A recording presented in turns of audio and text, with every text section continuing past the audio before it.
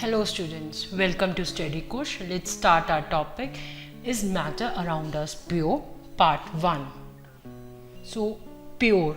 So students, pure का मतलब क्या होता है? आपके दिमाग में अगर मैं कहूँ कि प्योर एक सब्सटेंस है तो आपके दिमाग में आएगा मीन्स वो एडल्ट्रेटेड नहीं है, जैसे मिल्क, शुगर, सॉल्ट, सॉइल। हम कहते हैं ये सब प्योर है, कोई मिलावट नहीं है। बट साइंटिस्ट के अकॉर्डिंग प्योर सब्सटेंस वो होते हैं जो एक ही चीज़ से बनते हैं, means consisting of single type of particles. जैसे ऑक्सीजन गैस, ये सिर्फ ऑक्सीजन एटम से ही बना हुआ है। कार्बन डाइऑक्साइड, ये बना है दो एटम से, कार्बन और ऑक्सीजन के मिलने से। इसके अलावा इसमें और कोई भी एलिमेंट प्रेजेंट नहीं है। गोल्ड, सोडियम क्लोराइड, जिसे हम कॉमन टेबल सॉल्ट कहते हैं, ये सिर्फ बना है सोडियम और क्लोरीन से।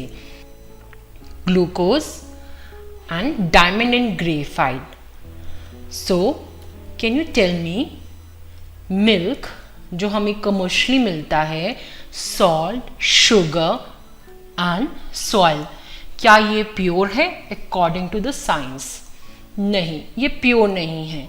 जो हमें कमर्शियली सॉल्ट मिलता है, ये कमर्शियल सॉल्ट, ये सिर्फ सोडियम क्लोराइड का नहीं बना हुआ होता, इसमें उसके साथ आयोडीन प्लस कुछ एंटी केकिंग एजेंट्स भी मिले होते हैं।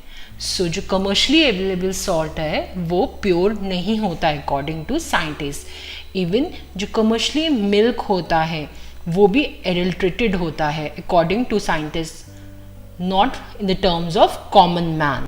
लैक्टोज, वाटर, फैट्स, विटामिन्स, ये सब चीज़ें। अगर हम बात करें शुगर की, तो शुगर किस किस से बना होता है? ग्लूकोज, फ्रक्टोज और कुछ मिनरल के ट्रेसेस से। वहीं हम बात करें अगर हम सॉइल की, तो सॉइल सिर्फ एक कंपोनेंट नहीं होता, इसमें होते हैं मिनरल्स, ऑर्गेनिक मैटर। सो हम कह सकते हैं ये सब चीज़ें प्योर नहीं हैं, मिक्स्ड हैं। So matter can be of two types, either it is pure or it is a mixture. So अगर हम बात करें प्योर सब्सटेंस की, तो ये होते हैं दो तरीके के, एलिमेंट एंड कंपाउंड्स। दूसरा है मिक्सचर। मिक्सचर भी किस तरह के? दो तरीके के हो सकते हैं, होमोजीनियस या हेट्रोजीनियस। चलिए अब हम पढ़ते हैं डिटेल में what is mixture. So a mixture is a physical combination of two or more substances where each substance retains its individual properties. अब जैसे हम मिल्क की बात करें, तो मिल्क में हमने क्या पढ़ा था कि ये कंटेन करता है वाटर, शुगर, प्रोटीन, सम विटामिन, मिनरल्स, ये सब है मिल्क में। ये कंप्लीटली डिजॉल्व या ख़त्म नहीं हो गया है। सो इन अ मिक्सचर फिजिकल कॉम्बिनेशन होता है और वो अपनी इंडिविजुअलिटी एग्जिस्ट करता है। Now let's read about the characteristic of mixtures. Variable composition, the properties of component in a mixture can very. जैसे फ्रूट सैलेड बनाए अगर हम, तो एप्पल काटें, उसके हम 4 पीसेस करें या 5, तो फ्रूट सैलेड में वेरी कर जाता है। एक प्लेट जिसमें हमने 4 एप्पल रखे हैं, दूसरे प्लेट में 5 पीसेस रखे हैं। उसके बाद बनाना को हमने इसको 4 में स्प्लिट किया और एक प्लेट में 4 रखा और दूसरी प्लेट में 5। वैसे ही ऑरेंज को काटा और एक जगह 4 तो दूसरी जगह 5 रखा, पर दोनों प्लेट में डिफरेंट रेशियोज हैं एप्पल की, बनाना की, ऑरेंज की, but both are known as fruit salad. So the variable, the composition is, but the name is the same, fruit salad. Similarly अगर हम बात करें retains its properties, means the individual property of a substance in a mixtures remains unchanged. अब जैसे ऊपर वाले case में हमने बात किया था, हमने फ्रूट सैलेड लिया था, दो तरह के फ्रूट सैलेड ले लिए थे, दोनों में एप्पल थे, बनाना थे, ऑरेंज थे, बस उनका रेशियो चेंज था. That means they retain their properties. अगर हम दूसरा एग्जाम्पल लें, मिक्सचर ऑफ आयरन फिलिंग की और सैंड की, अगर एक प्लेट में हम 10 आयरन की कील डाल दें और दूसरे में 20 आयरन की कील डालें और 10 ग्राम सैंड एक में डालें, दूसरे में 20 ग्राम डालें, तो है तो मिक्सचर किसका है, आयरन और सैंड का ही ना, सिर्फ उसके प्रोपोर्शन वेरी कर रहे हैं. And in both cases they retain their properties. हमें पता चल रहा है पहले वाले प्लेट में भी आयरन और सैंड है और दूसरे वाले प्लेट में भी आयरन और सैंड है, दोनों क्या है, मिक्सचर है आयरन और सैंड की. Third property that is separation. इनको हम इजीली सेपरेट कर सकते हैं, चाहे वो फ्रूट सैलेड की केस में हो, चाहे वो आयरन और सैंड का मिक्सचर हो, इनको हम आराम से अलग अलग कर सकते हैं. So mixture can be separated by physical means such as filtration, distillation or centrifugation. For example, sand can be separated from salt water through evaporation. Now, why do we need mixture? हमें mixture की ज़रूरत क्यों है? क्योंकि in general nature में हर चीज़ pure नहीं मिलता है, एक मिक्स्ड फॉर्म में मिलता है. So to enhance the property of matter, to bring versatility in application, to achieve specific function in various fields such as construction, cooking and chemical processes. इसका best example है cement. Cement जो हमेशा हम अपने घर में बनाते समय लगाते हैं, तो हमें तो लगता है भाई जब हम सीमेंट देखते हैं ये सिर्फ एक ही चीज़ से बना है, cement, but it is not so.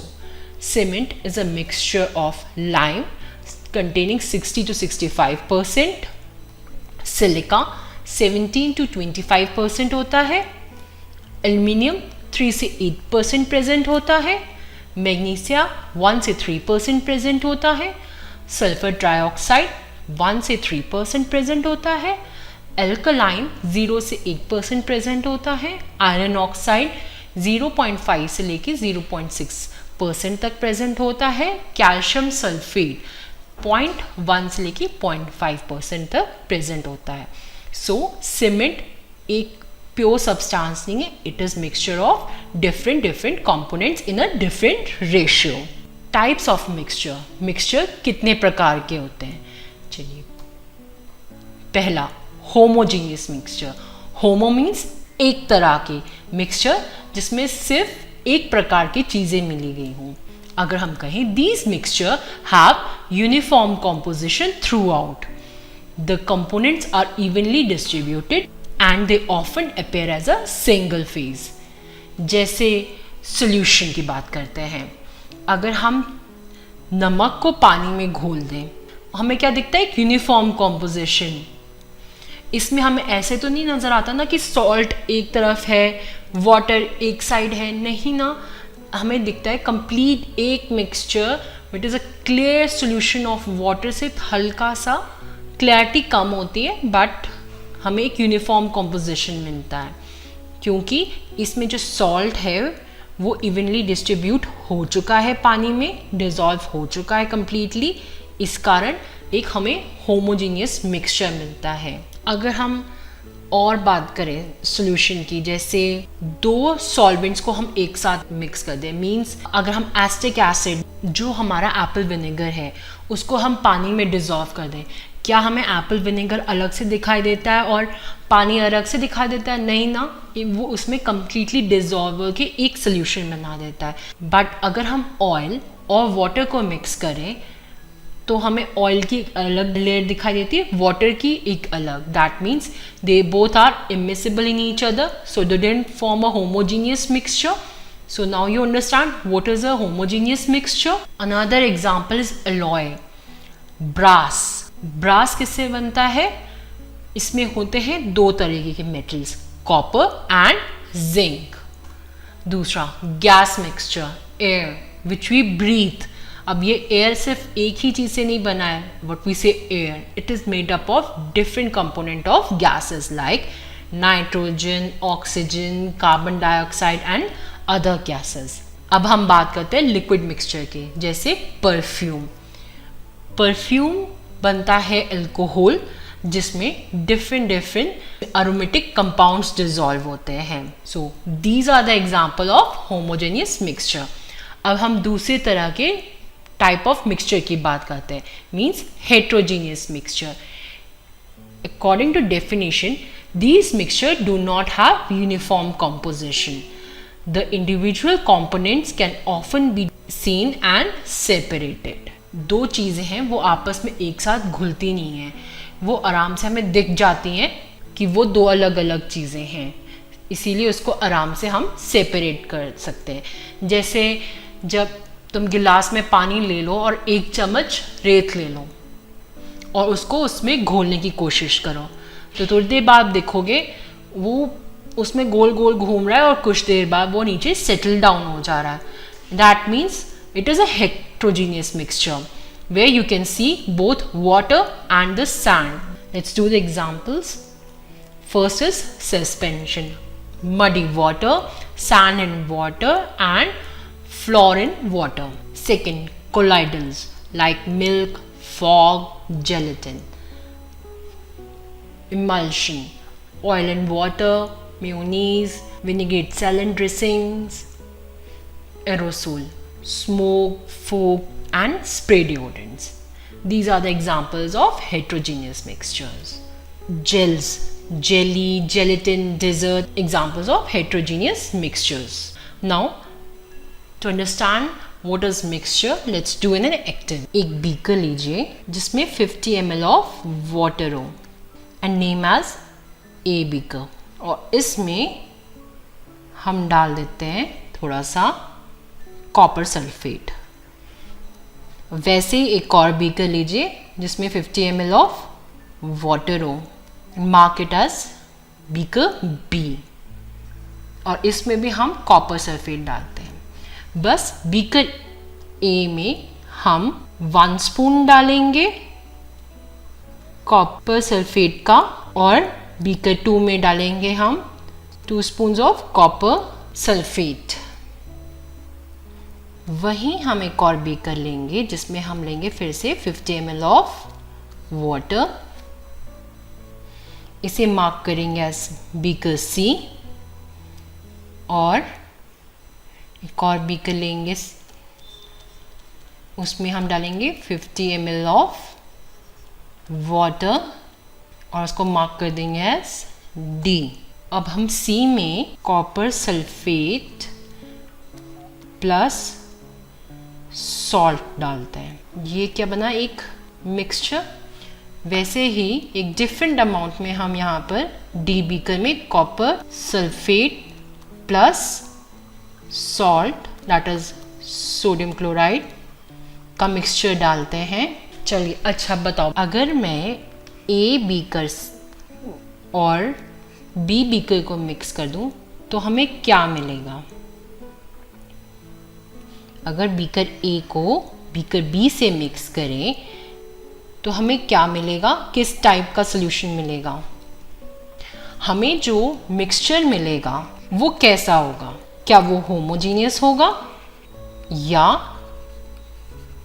Heterogeneous होगा? चलिए दोबारा से हम अब उस बीकर्स की तरफ जाते हैं। अब हमने क्या कहा था कि बीकर ए में हमने क्या डाला, 1 स्पून ऑफ कॉपर सल्फेट, और बीकर बी में क्या डाला है, 2 स्पून ऑफ कॉपर सल्फेट। और हम जब ए बीकर को बी बीकर से मिक्स करेंगे तो क्वेश्चन है कि हमें कौन से टाइप का मिक्सचर मिलेगा। ऑफ कोर्स बीकर ए में भी कॉपर सल्फेट है और बीकर बी में भी कॉपर सल्फेट है। हाँ, इनका रेशियो डिफरेंट है, इधर 1 स्पून डाला है हमने, बी में हमने 2 स्पून डाला है। सो जब इनको मिक्स करेंगे मींस ए में भी कॉपर सल्फेट है और बी में भी कॉपर सल्फेट है, इसीलिए जो मिक्सचर मिलेगा वो हमें मिलेगा homogeneous mixture. Why so? Because the components in the two beakers are same. So the answer is homogeneous mixture. चलिए अब हम एक और बात करते हैं. जब हम C और D को मिक्स करते हैं बीकर्स को, तब हमें क्या मिलेगा? जो मिक्सचर होगा वो क्या होगा? ऑफ कोर्स अगर हम इनके कंपोनेंट्स को देखें तो बीकर C में क्या है? Copper sulphate and sodium chloride का मिक्सचर, मीन्स सॉल्ट का. इसमें भी copper sulphate and sodium chloride का मिक्सचर है, means both the components are same. That means we'll get again homogeneous mixture in it. But if I talk about mixing A with C, means अगर हम A beaker को C beaker में mix करें तो जो mixture बनेगा वो क्या होगा? अगर हम A बीकर की बात करें तो वो किससे बना है? सिर्फ कॉपर सल्फेट से. Whereas the beaker C contains copper sulfate plus salt, means इनका एक component तो same है, that is copper sulfate, but A में salt नहीं है, C में salt है. So when they mix together, the mixture we get is heterogeneous mixture. Why so? Because the two components are different in both the beakers. Now you are clear with the difference between homogeneous and heterogeneous mixture. That is for this lecture. We'll continue with this chapter in next part. Thank you.